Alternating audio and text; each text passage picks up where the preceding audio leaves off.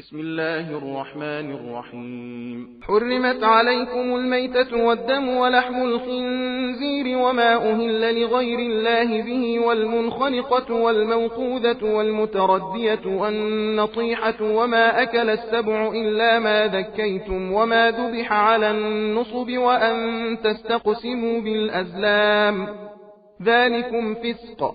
اليوم يئس الذين كفروا من دينكم فلا تخشوهم واخشون. اليوم أكملت لكم دينكم وأتممت عليكم نعمتي ورضيت لكم الإسلام دينا. فمن اضطر في مخمصة غير متجانف لإثم فإن الله غفور رحيم. يسألونك ماذا أحل لهم قل أحل لكم الطيبات وما علمتم من الجوارح مكلبين تعلمونهن مما علمكم الله فكلوا مما أمسكن عليكم واذكروا اسم الله عليه واتقوا الله إن الله سريع الحساب. اليوم أحل لكم الطيبات وطعام الذين أوتوا الكتاب حل لكم وطعامكم حل لهم والمحصنات من المؤمنات والمحصنات من الذين أوتوا الكتاب من قبلكم إذا آتيتموهن أجورهن محصنين غير مسافحين ولا متخذي أخدان ومن يكفر بالإيمان فقد حبط عمله وهو في الآخرة من الخاسرين.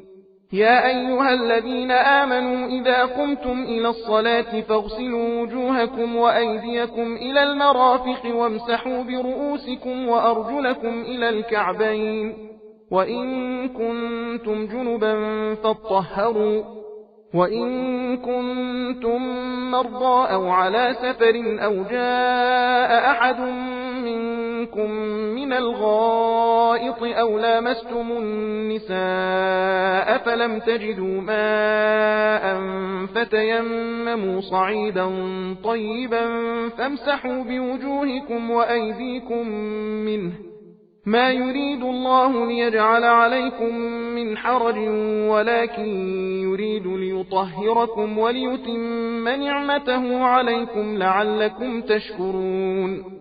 واذكروا نعمة الله عليكم وميثاقه الذي واثقكم به إذ قلتم سمعنا وأطعنا واتقوا الله إن الله عليم بذات الصدور.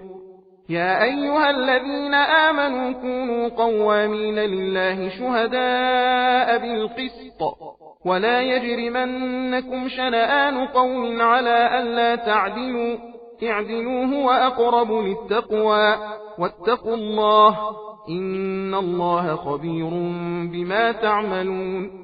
وعد الله الذين آمنوا وعملوا الصالحات لهم مغفرة وأجر عظيم.